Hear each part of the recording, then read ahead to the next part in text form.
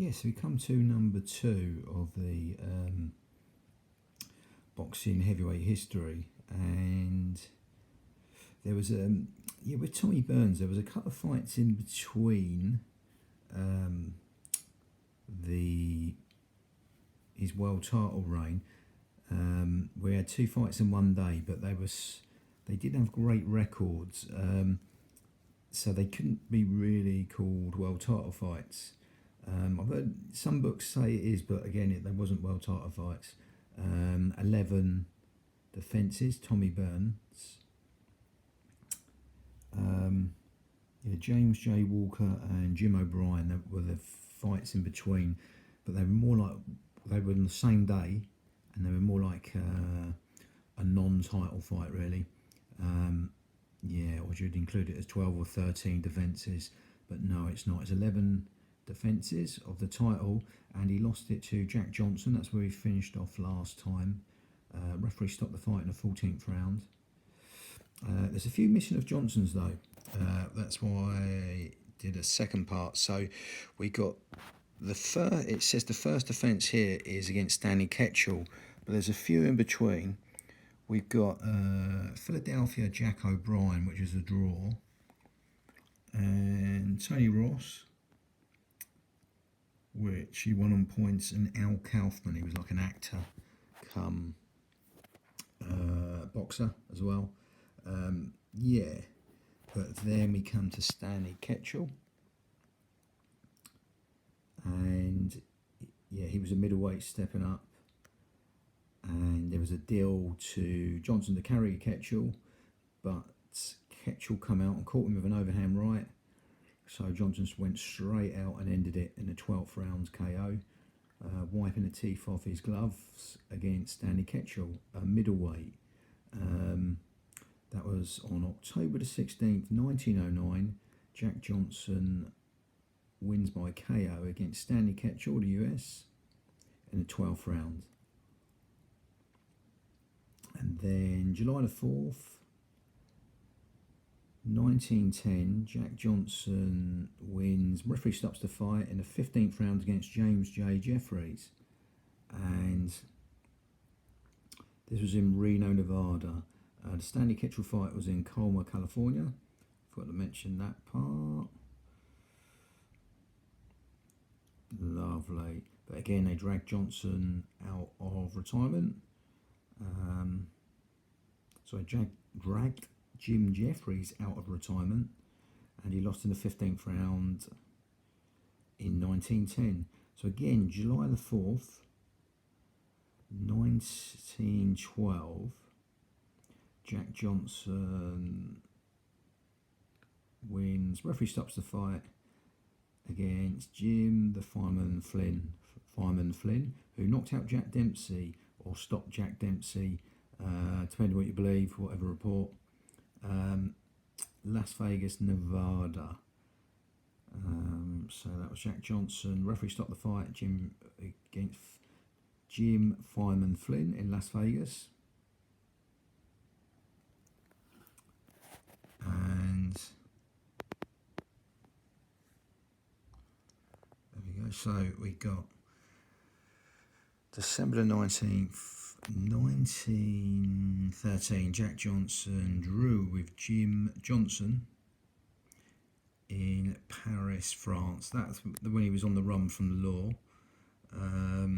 for something called the Mann Act.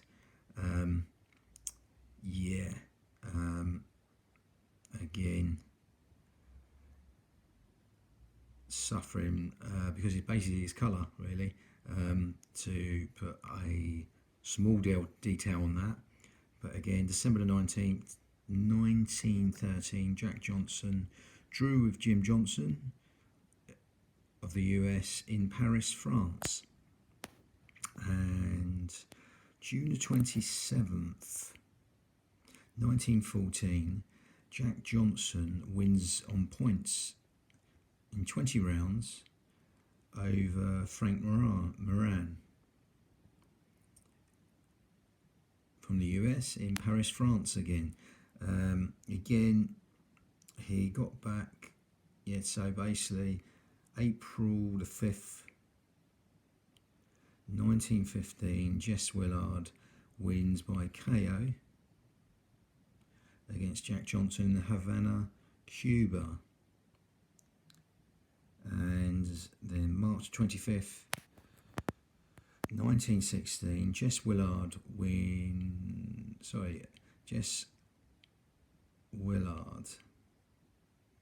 gets a no decision against Frank Moran in New York. But again, April 5th, 1915, Jess Willard from the US KOs Jack Johnson in the 26th round, Havana, Cuba, with the famous picture where he's shielding his eyes from the sun. March the 25th, 1916, Jess Willard gets a no decision against Frank Moran in New York. Then July the 4th, 1919, Jack Dempsey wins by retirement in the third round against Jess Willard in Toledo, Ohio, shall I say. Again, he puts Willard down 7 times in the first round. And Jack got Doc Kearns put the whole of his purse on Dempsey winning in the first round. So he ran in the ring, and he ran in the ring, celebrated. They went to the dressing rooms, they were heading towards the dressing rooms, and they were told the fight wasn't over. Jess Willard was sitting there still ready to go, so they come back. He went another couple of rounds before he had to retire. Lovely. Again, September the 6th, 1920, Jack Dempsey wins by KO over Billy Misk in Benton Harbor. December the 14th, 1920, Jack Dempsey wins by KO in the 12th round against Bill Brennan, New York. 2nd July 1921, Jack Dempsey wins by a KO against Georges Carpentier in Jersey City. Savate fighter, the French boxing style. And Carpentier fought in every weight division, from flyweight to heavyweight. Lovely.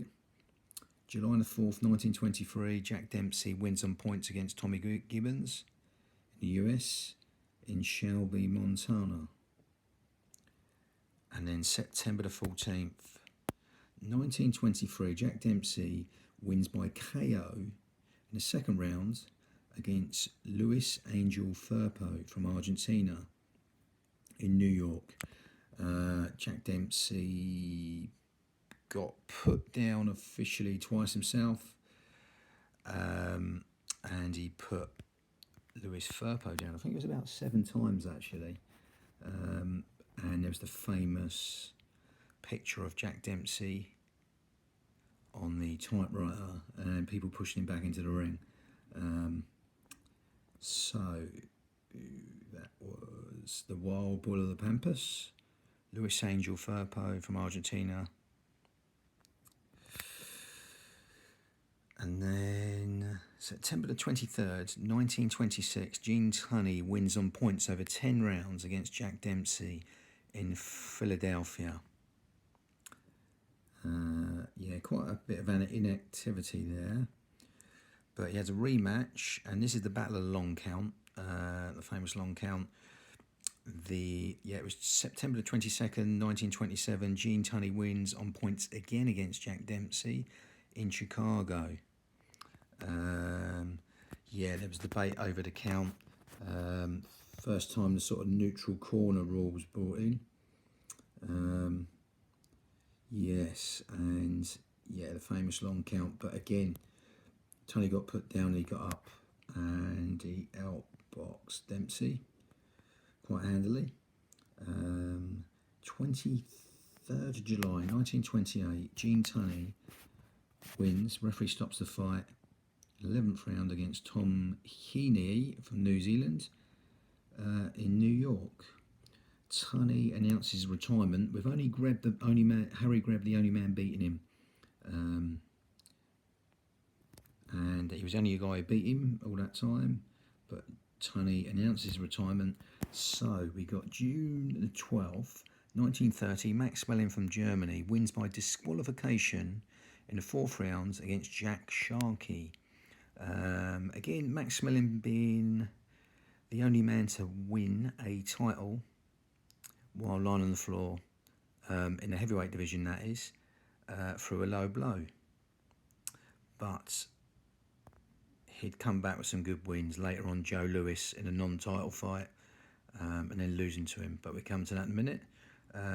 July the 3rd, 1931, Max Schmeling wins. Referee stops the fight in the 15th round against Young Stribin.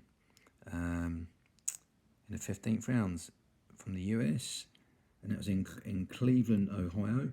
Young Stribin dying at 23 in a motorcycle accident, going to meet his wife who'd just given birth. So a bit of a sad story of that one.